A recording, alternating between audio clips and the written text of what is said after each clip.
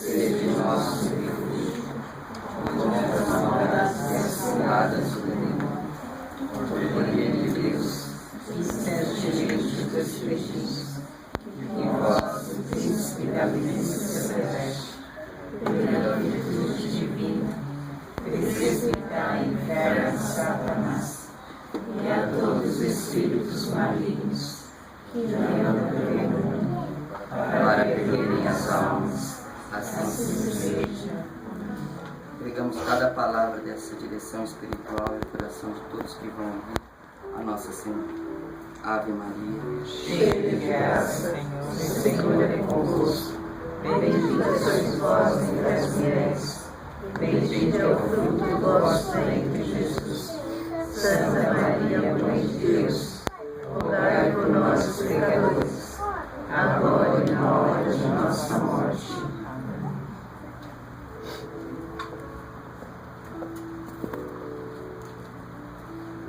boa noite, Pai Espírito.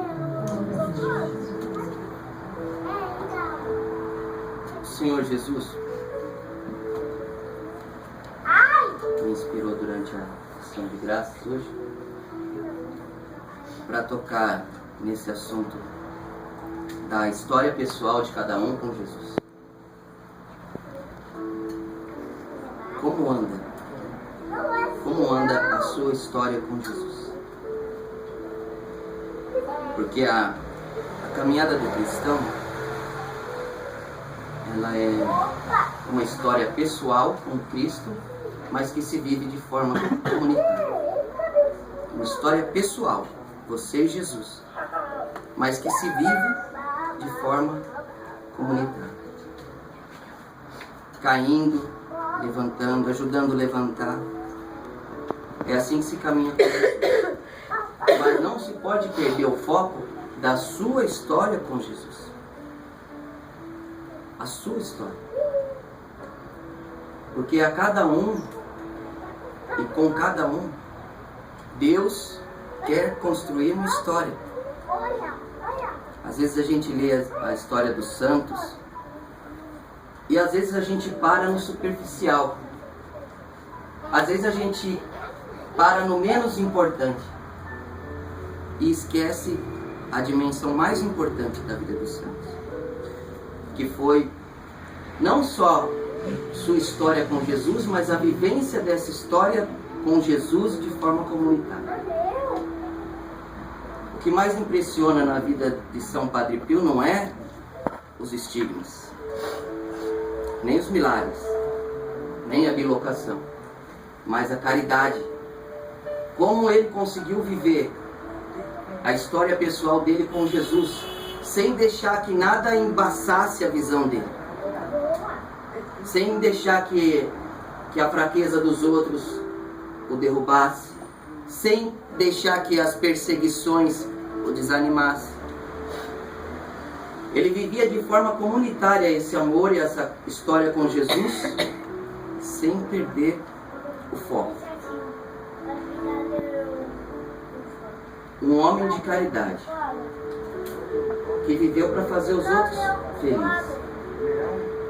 E a história verdadeira com Jesus, pessoal de cada um de nós, é essa. Viver uma história de amor com Jesus e viver essa história de forma comunitária, refletir tudo isso. Porque a santidade é reflexo de uma vida entregue a Jesus. O mais importante que a gente enxerga na vida de todos os santos é isso, o jeito que eles conseguiram transformar essa história pessoal numa história que mudou a época deles, que mudou a cidade onde ele morava, como São Curadarnes, São João Maria Vianney, um homem simples que não sabia nem ler e escrever direito, que ficou quase 14 anos para ser ordenado padre, porque não conseguia aprender as coisas na faculdade. Então ordenaram ele por causa da perseverança dele. O bispo ficou com compaixão de vê-lo tão perseverante e ordenou, porque ele não passava nas provas. E mandou ele para uma cidade da França bem no interior, mas bem longe mesmo, onde o povo era bem simples. Pensando aqui, nem vão reparar talvez a a falta de formação intelectual dele. Mas ele foi lá e transformou a história pessoal dele com Jesus numa revolução aqui. Vinham príncipes, princesas, rainhas, o Papa, cardeais, vinham depois lá naquela cidadezinha onde ele transformou. Jesus transformou, mas ele mostrou isso com a vida dele, que a história dele com Jesus fez essa transformação, virou como que um centro onde todos vinham se aconselhar com ele. Todos vinham ouvir a sabedoria, porque sabedoria é diferente de inteligência. Sabedoria é diferente de capacidade intelectual. A sabedoria é um dom de Deus. É um dom de Deus. Ela não depende de nada desse mundo. A sabedoria depende só de Deus. Em toda a história da igreja, a gente vê sempre aqueles que menos eram importantes na sociedade. Geralmente esses é o que transformavam a sociedade. E transformavam porque viviam essa história pessoal com Jesus.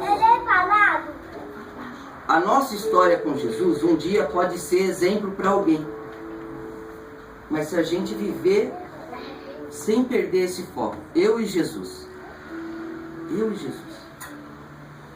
A fraqueza do meu superior, a fraqueza do meu guardião, do meu ministro, do meu fundador, não pode tirar o foco da sua história pessoal. Aquele que te chamou um dia, que te fez sair de casa, que te fez vir para cá, que te fez servir os pobres, que te fez adorar Jesus. Aquele encontro não pode acabar. Uma vez Dom Mamed disse para mim que o encontro com Jesus é como que você esbarra ombro a ombro com Jesus. Você está indo para lá, esbarra com Jesus. Esse barrão é tão forte que ele te vira para você caminhar atrás de Jesus. E você não sossega enquanto não alcançá-lo. Ele comparava assim a vida do seguimento com Jesus. E de fato é isso. Só que às vezes a gente dá essa trombada com Jesus. Até nos viramos. Conversão significa mudança de direção. Então a gente se converte, a gente muda de direção. Mas não continuamos atrás de Jesus muitas vezes. Muitas vezes a gente olha para trás, o que a gente deixou para trás. E começa a se esquecer dessa história de amor. E começa a viver uma fé externa. Uma fé externa. Uma fé só, diga-se, uma fé só comunitária, sem essa fé pessoal. Por mais santa que a comunidade seja, qualquer comunidade, por mais santa que seja, pelo carisma mais belo que tem, só a vivência comunitária não é suficiente para você perseverar com Jesus. A comunidade te ajuda a caminhar com Jesus, mas você precisa manter esse relacionamento pessoal. Sabe, por exemplo, eu não preciso ir para os celibatários, eu não preciso ir adorar Jesus só nas horas canônicas, que todas rezam junto. Eu posso ir na capela de vez em quando e dar um beijo no sacrário. Jesus, estou aqui. Nossa, essa dificuldade que eu estou aqui de convivência. A pastoral de rua é a mesma coisa. Eu estou indo para a comunidade toda, mas se eu não tiver com a comunidade toda, se a minha história com Jesus for verdadeira, e eu ver os pobres, eu vou a eles. Não preciso estar com todos.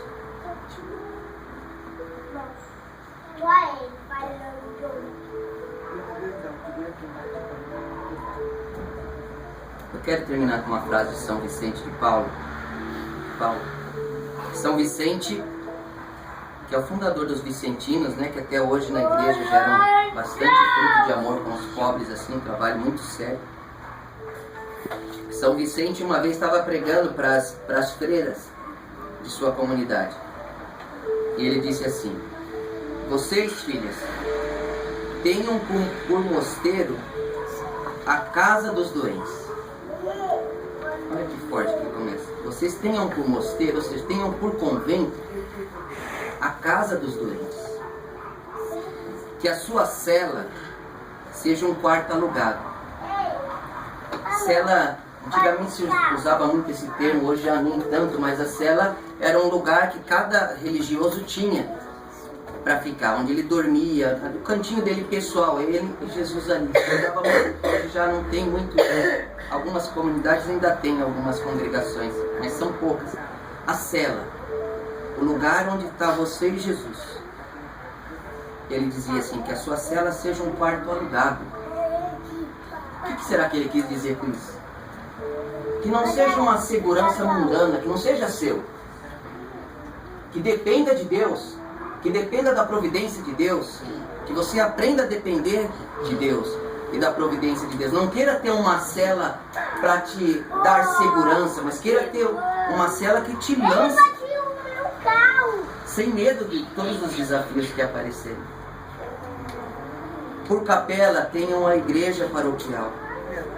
Sua clausura sejam as ruas e a caridade. O seu claustro seja a obediência.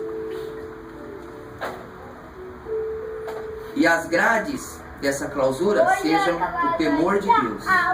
E o seu véu seja a modéstia, a simplicidade.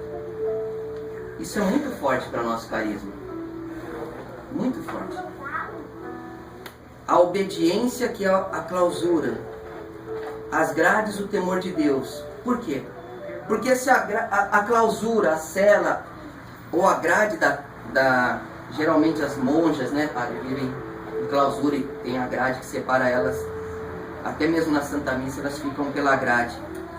São Vicente de Paulo, como a comunidade dele era uma comunidade para sair para o mundo, ele dizia assim, que a sua clausura, a sua grade seja o temor de Deus. Por quê? Porque daí a minha fé não está baseada num espaço físico. Então eu estou aqui, eu vivo assim.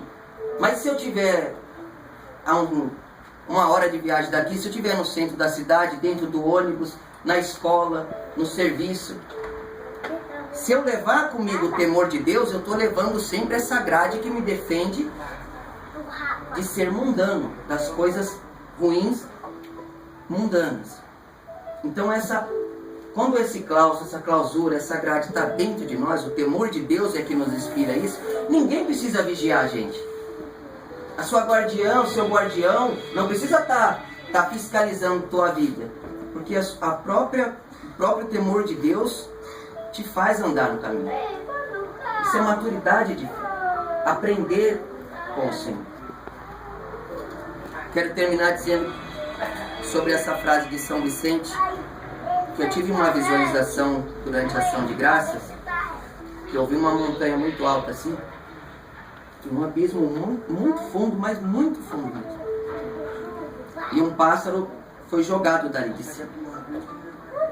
Nem tinha todas as penas, mas aí ele começou a voar. E aí o Senhor me explicou nessa visão que quando a gente vê na nossa vida um abismo muito grande, um problema muito grande, e parece que nos jogam para fora, é porque diante das maiores dificuldades vão aparecer nossas maiores virtudes. Quanto mais alto o pássaro consegue voar, uma águia, mais alto é o ninho que uma hora ele tem que sair. Então Deus nos ensina com esses abismos, com essas tribulações, esse enfrentamento, né? Ensina a capacidade que Ele nos deu de voar mais alto, porque se a gente não for exposto ao abismo, se a gente não for lançado do ninho, a gente vai ficar para sempre ali e não vai voar, não vai aprender, não vai usar os dons que Deus deu. Então ter confiança que provação, dificuldade mesmo, é um bom sinal, não é um mau sinal. É um bom sinal. É Deus que nos quer ensinar a voar mais alto. Louvado seja nosso Senhor Jesus Cristo. Para sempre seja louvado.